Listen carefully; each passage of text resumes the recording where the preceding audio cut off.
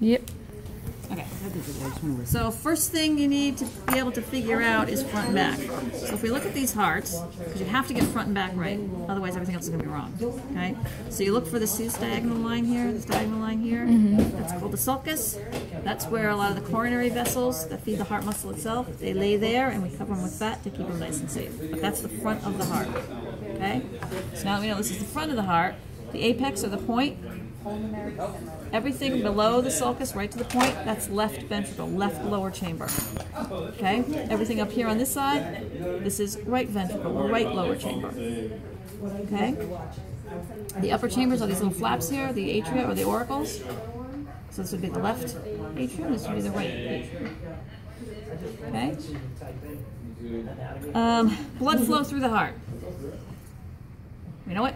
We don't know it. Okay. The right side of the heart receives the oxygen poor blood. So your blood goes around through your circulation, your tissues suck out all the oxygen, dump out all the CO2. So now I got oxygen poor blood, right? And I have to bring that back to the heart so I can bring it out to the lungs to get rid of all the CO2 and pick up more oxygen. Okay? So all that oxygen poor blood is going to come back through the back of your heart here. Oh, yours has been cut. Well, that's unfortunate. It shouldn't be cut, like so. Okay? So squished. I'm sorry, we have another quiz next week. KO, there you go. Okay, so on the back of the heart, we have the biggest vein in the body. That's the vena cava. We have an inferior branch, which is going to bring back all that oxygen poor blood from the lower body. And we have a superior branch that's going to drain the head and the upper body. Okay? So all that oxygen poor blood comes back through that vena cava, and it gets dumped right into the... let's turn the heart around again to the front. It gets dumped right into the right atrium. Okay, so all that oxygen poor blood comes back and goes to that right upper chamber, that right atrium. Okay, that right atrium contracts and sends it to the right ventricle. The right ventricle in turn contracts and sends it out through this. Jesus, everything is cut in this one. Sends it out through this vessel right here, which is the pulmonary artery. Arteries carry blood away from the heart. Okay? So this is the pulmonary artery, meaning it's carrying it out to the lungs. So the pulmonary artery comes out, it splits in the back, you got a branch going to the right, branch going to the left. So all that oxygen poor blood is back out in the lungs, dump all the CO2, pick up O2, now I have all this nice oxygen-rich blood, and I got to bring it back to the heart so I can pump it to the body. So from the lungs, all that nice oxygen-rich blood is going to travel through pulmonary veins. Veins bring blood back to the heart, right? Come into the back here. And you can't see this because it's cut really close. There's actually 4 major pulmonary veins, 2 from each lung. Come back to the left side of the heart, dump all that nice oxygen-rich blood into the left atrium. Left atrium contracts, sends it to the left ventricle. The left ventricle in turn contracts and sends it out through the largest artery in the body, which is the aorta, which is the one right on top. Okay? So it goes out through the aorta, out to the body. All the oxygen is taken out, CO2 is dumped in, oxygen poor blood comes back to the right atrium, out to the lungs, back to the left side, out to the body. Okay? 2 separate circuits of circulation. The pulmonary circuit, which is just heart, lung, heart, and the systemic circulation, which is heart, body, heart. Yes? How do the lungs create pressure to get the blood back to the heart? What is the pressure the heart's applying on the front end? How does it, say that again? How does the lungs get the blood back into the heart? How do they create the pressure? Because there's constant pressure because your heart's constantly pushing blood out to the lungs. So then the blood that comes into the lungs is forcing the blood to come out of the lungs? Okay. Yep. Okay, so the aorta, largest artery in the body. The first branch off the aorta, which you can see here, this little thing here, that's the brachiocephalic. And what that does is that comes out and that branches to the left and to the right and goes out to the arms. Okay?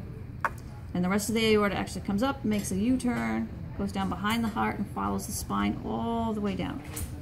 And it branches off to feed all the organ systems along the way. Okay? Alright, so again, let's review those vessels. This one here in the front, the one that lays sort of horizontally along the front of the heart, pulmonary artery. Biggest one straight up and down, aorta. Little branch off the aorta, brachiocephalic. Okay, in the back, this wasn't cut, you would be able to see you have a superior vena cava and an inferior vena cava coming to the right side. And then the oxygen-rich blood comes back through those 4 pulmonary veins right here to the left atrium. Okay? Okay. So now we'll go inside. Okay, so again, this is the apex, so this is the bottom of the left chamber. So this is the left side. This is the right side. Okay? If we look inside the atria, which I can't really do too well on this part. Here we go. We just open up one of these upper chambers here. You see all the bumps on the wall? All those? That's muscle.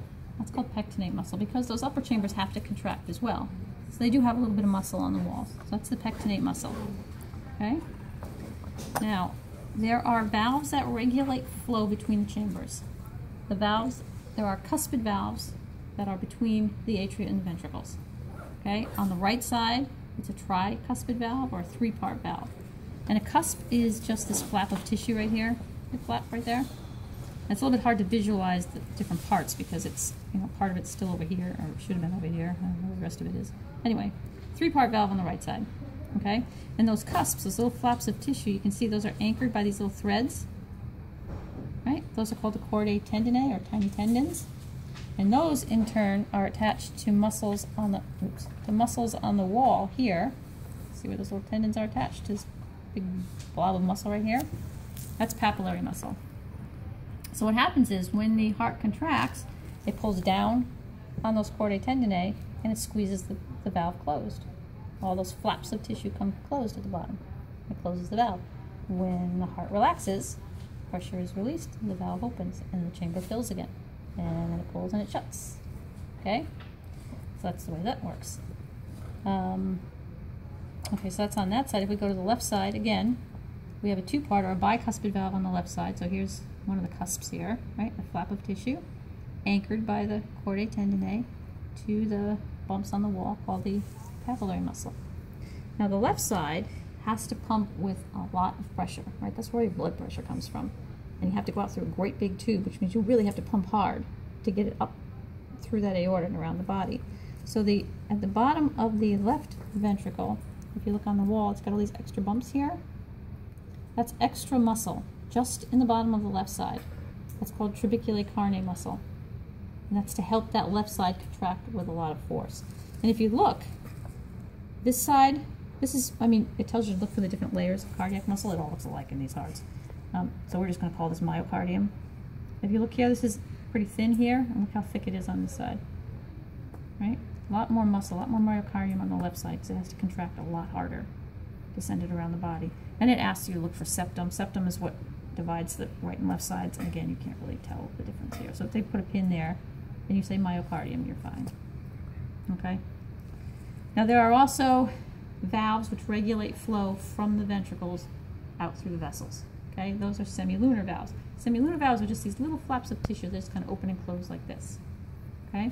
So if we look, so again, here's our pulmonary artery coming, right? So this is coming up from the right ventricle, going out through the pulmonary artery.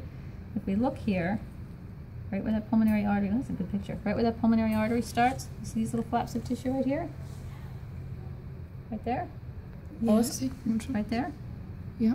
Those are the pulmonary, that's the pulmonary semilunar valve. Just 2 little flaps of tissue that just open and close. Okay? And likewise, there's a semilunar valve at the opening of our aorta. So here's the aorta, and I'm not sure if we can see what's left of it here. Well, there's part of one flap on this side. I can't really see it too well. It's the same deal, except I don't really know where it is on this heart. This heart's been kind of abused, I'm afraid.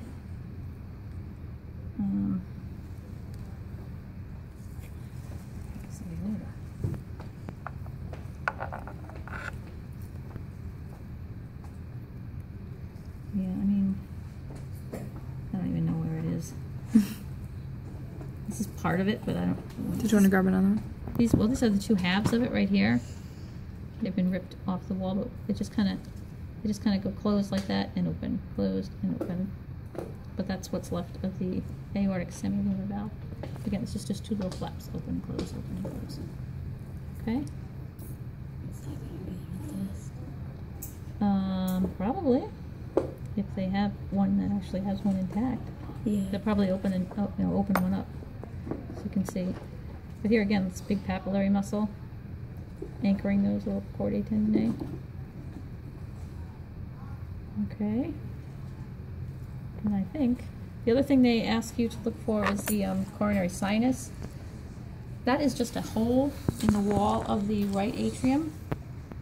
That's where all of the blood vessels that actually feed the heart muscle itself, that's where they drain back into the right atrium. All the oxygen poor blood coming right from the heart muscle itself has to drain back in to the atrium to be pumped out to the lungs too. So that little hole, that coronary sinus, is just where that blood from the heart muscle itself is coming back into the heart to be pumped. Okay? Okay. And then if we look at our